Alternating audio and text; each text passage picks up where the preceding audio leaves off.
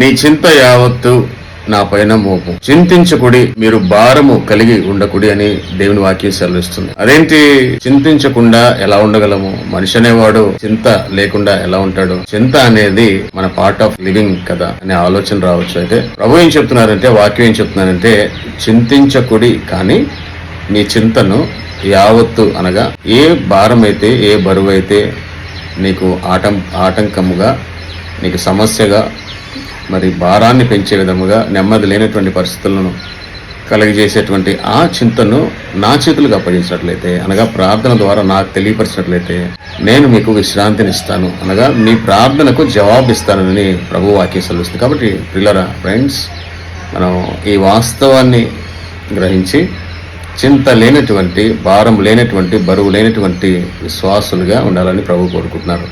ఎట్టి కృప మనందరికీ ప్రభు అనుగ్రహించును గాక. Praise God.